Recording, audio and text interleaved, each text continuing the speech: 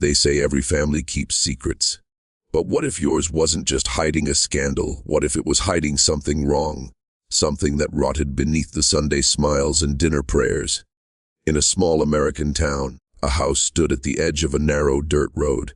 It was beautiful once, white siding, rose bushes, a porch that looked out toward endless fields. But behind those painted shutters, the people inside lived a life that no one dared speak of, and for good reason. Locals used to call it the house that breathed. Not because it was alive, but because at night you could swear it sighed, as though the walls themselves remembered what had happened there.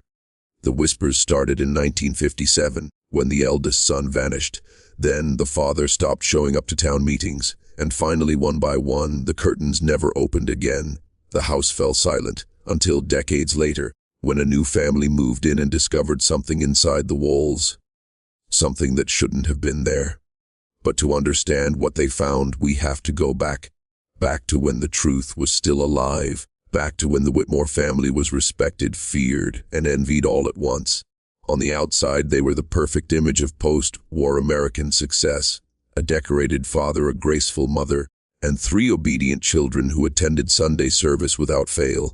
But like all perfect pictures, this one was painted over cracks. And beneath that paint was something dark, something that wanted to be seen. Neighbors used to say they never heard laughter from the Whitmore house. Only footsteps, muffled conversations, and the occasional sound of something breaking. The children were polite, quiet, always watching. Especially the middle one, Anna. She had eyes that seemed older than her years, like she knew a story she wasn't supposed to tell. Years later, when someone finally asked her what it was like growing up in that house, she said just 6 words before she stopped talking entirely. It was never just us in there, and that's where this story begins. When Henry Whitmore built the house in 1949, it was meant to be a monument to the American dream. A tall oak frame, imported glass windows, and a staircase hand carved from local timber. He'd returned from the war with medals and stories, but he never spoke much about either. People said he wanted peace, to start again, to build something that would last. But what he brought home from overseas wasn't peace. It was something else, something that followed him. His wife, Eleanor, was known for her grace, but those who knew her best remembered the way her hands always trembled. She'd smile, she'd bake, she'd host, but every time Henry entered the room, her eyes went cold. There was love, yes, but the kind that bruised quietly. She wore long sleeves even in summer. When neighbors asked why, she'd say she was just delicate. The children grew up under rules that could choke the air out of any room. No guests, no questions. No laughter after sunset, and never ever go down to the cellar. Henry said it was unsafe, that it wasn't finished. But the lock on the cellar door wasn't there to keep anyone out. It was to keep something in. Anna, the middle child, once told a teacher that she could hear voices through the vents at night, voices whispering her name. The teacher dismissed it as imagination, but weeks later, that same teacher stopped asking questions about the Whitmores altogether. Henry had paid her a visit. As the years passed, strange things started to happen. The lights would flicker at exact intervals, 3 times pause, 3 more. Family photographs began disappearing from their frames, and every morning, before sunrise, Eleanor would be seen outside, barefoot, staring at the ground, as though waiting for something to come out of it. The town wrote it off as grief or madness, or both. But inside the house, something was changing. The children weren't growing up, they were withering. Each one more hollow-eyed, more distant. And by 1957, when the eldest son, Matthew, vanished without a trace, no one was surprised that Henry refused to call the police. He just said one thing to his wife that night, as he stood by the cellar door: "It's done. He's with them now." After Matthew's disappearance, the Whitmore home seemed to fall deeper into shadow. Curtains never opened again. Mail piled up at the porch. The townspeople whispered, but no one dared to knock.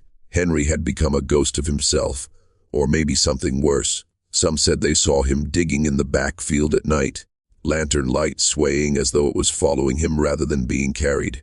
Others claimed they could hear music, old phonograph songs, drifting through the trees long after midnight. But Eleanor, she was unraveling. The quiet, obedient wife had started talking to the walls. She'd walk from room to room whispering prayers that didn't sound like prayers at all. One night, she was seen kneeling in the hallway, her hands pressed against the floorboards, whispering, "I'm sorry, I didn't know. Please stop showing me." The younger children, Anna and her little brother, Jacob, grew thinner, quieter. They stopped attending school. The local pastor visited once, hoping to bring comfort. He left before dusk and never came back. Weeks later, he left town entirely. His final sermon was about the wages of sin and the curse of bloodlines. Rumors spread fast in those days. Some believed Henry had brought something home from the war, an artifact, a relic, maybe even a person. Others thought it was guilt that turned to madness. But the truth was something neither rumor nor reason could contain. In the summer of 1958, a traveling inspector from the county arrived to assess property taxes. He was the first outsider to enter the Whitmore house in years. He didn't stay long. Less than 20 minutes later, he stumbled out, pale and shaking. He refused to speak about what he saw, only muttered about a smell he couldn't describe and the sound of something breathing beneath the floor. When authorities returned weeks later to follow up, the Whitmores were gone. Every one of them. No note, no sign of struggle. The house was locked from the inside. Inside, the dining table was still set for 5. Dust hadn't yet formed on the plates, and on the far wall, scratched deep into the wood, were 6 words that looked written in blood. We never should have opened it. For nearly 40 years, the Whitmore house stood abandoned, a hollow skeleton of its former self. The county boarded up the windows, posted a warning sign, and quietly let it fade from memory. But you can't bury a secret like that. Not when something is still waiting to be found. In 1996, the property was sold at auction to a family who'd never heard the stories. The Harpers, young, optimistic, eager to restore a piece of American history. The town tried to warn them. Old-timers told them it wasn't safe, that strange things happened there. But they laughed it off. The first few weeks were blissful, cleaning, painting, filling the halls with laughter again, until the laughter started echoing back. The youngest Harper boy, Tommy, was the first to notice. He told his parents he'd made a friend in the basement, said his name was Matt. They thought it was cute, until Tommy described him in detail. He wears an old uniform and his eyes look tired. Well, then came the noises. At exactly 30:17 every night, footsteps would cross the upstairs hall, slow, deliberate, heavy. The family's dog refused to go near the cellar door. Tools went missing, photographs changed. In one, Mrs. Harper swore she saw someone standing behind her, a man in an old military jacket smiling faintly. When they finally decided to open the cellar, they found the lock rusted but intact. It took nearly an hour to break through. The air that rose from below was colder than winter, thick and foul. The stairs descended into darkness. They found nothing but dirt and stone, and in the far corner, a wooden box no larger than a child's coffin. Inside were photographs, hundreds of them. The Whitmores at every stage of life, birthdays, dinners, holidays, except in every single one, there was a shadow in the frame, a silhouette standing in the background, always closer each year. 2 days later, the Harpers left the house for good.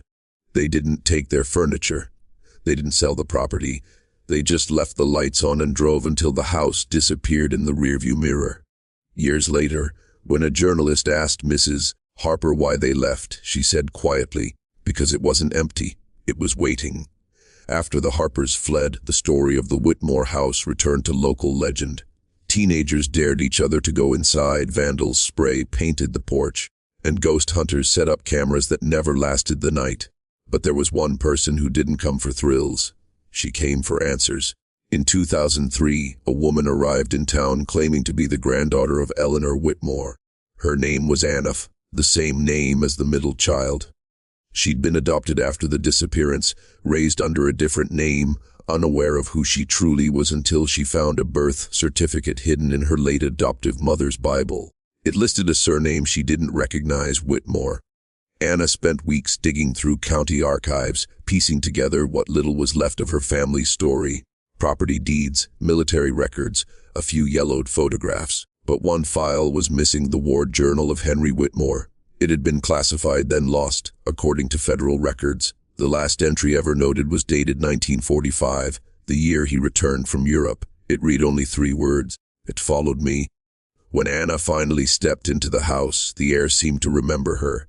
Dust fell like snow, light cutting through the boards in narrow beams. She walked through each room, touching walls, whispering to ghosts she couldn't see. Then she reached the cellar door, the same one her father once locked. She turned the handle.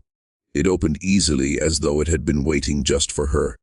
Down there, she found what no one else had, a small wooden crate buried beneath the dirt floor. Inside, wrapped in rotted cloth, was something metallic, a military tag, rusted and bent. The name still visible, Letty Henry J. Whitmore. But that wasn't what made her scream. Beneath the tag was something else, a child's tooth, wrapped in a strip of faded fabric, embroidered with her own initials. If you're still watching, you're already braver than most. Tell us in the comments. What would you have done if this was your bloodline? Would you dig deeper, or would you let the dead keep their silence? Because Anna didn't stop.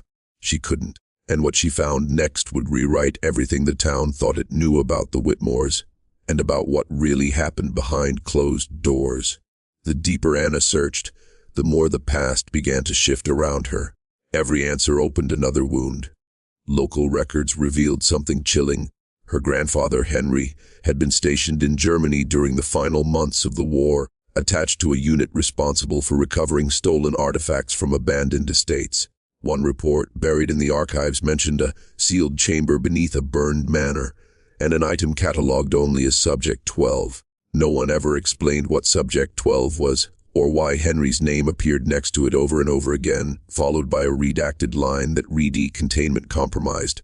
After Henry returned home, incidents began almost immediately. Livestock deaths, disappearances, whispered sightings of figures walking the Whitmore property after midnight. The government classified it as psychological aftershock.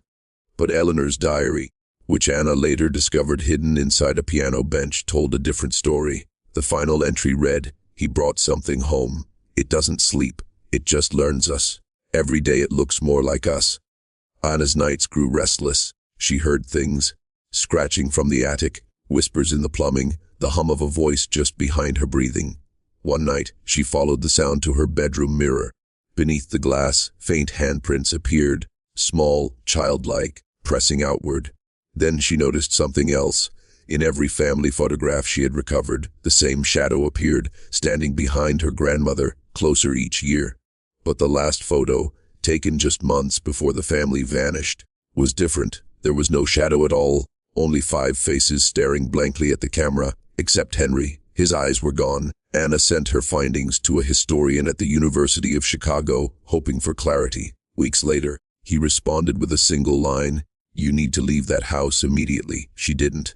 The final audio recording from her camcorder, found years later by a salvage crew, contained 38 seconds of sound. A door creaks open. A woman sobs softly, then a whisper too close to the microphone to be human, "Welcome home, Anna," and the recording ends. Months passed before anyone realized Anna was gone. Her car was found parked beside the overgrown path leading to the Whitmore property, keys still in the ignition, door slightly ajar. Inside the house, everything was as she'd left it. The same layers of dust, the same box in the cellar. But one thing was new, a set of fresh footprints, small and bare, leading from the basement stairs to the front door and stopping there. No prints outside, no trace of where they went. The police closed the investigation quietly, calling it another tragic disappearance. But not everyone believed that. The salvage crew who recovered Anna's recording refused to re-enter the property. One of them, years later, described hearing breathing through the floorboards while he worked, steady, rhythmic, alive. In 2007, the county ordered the house demolished. It took 3 days, but on the final day, when the foundation was torn apart, the workers found a hollow beneath the cellar floor, a hidden space no larger than a coffin. Inside were remnants of a uniform, fragments of bone, and a single photograph, perfectly preserved. It showed the Whitmore family seated around the dining table. The father, the mother, 3 children, and one more figure standing behind them, tall, faceless, and watching. The photograph was taken in 1949, the year the house was built, but experts confirmed something impossible: the film stock used wasn't manufactured until 1971. Today, the land remains vacant. Grass won't grow there. Birds never land. Locals say that on certain nights, if you stand where the cellar once was, you can hear voices, A man whispering orders, a woman humming lullabies, a child laughing softly. Then silence. Just before dawn, the air changes. You can almost feel the ground breathe. Some believe the Whitmores were cursed. Others think Henry brought something home, something that learned how to hide behind human faces. But maybe it's simpler than that. Maybe the evil in that house wasn't supernatural at all. Maybe it was born from the things families do in the dark, the secrets they bury, the lies they tell to keep the peace. Because when you strip away the myth, all that's left is truth. And the truth is this: the Whitmores never left that house. They just learned how to wait. Would you still open the door?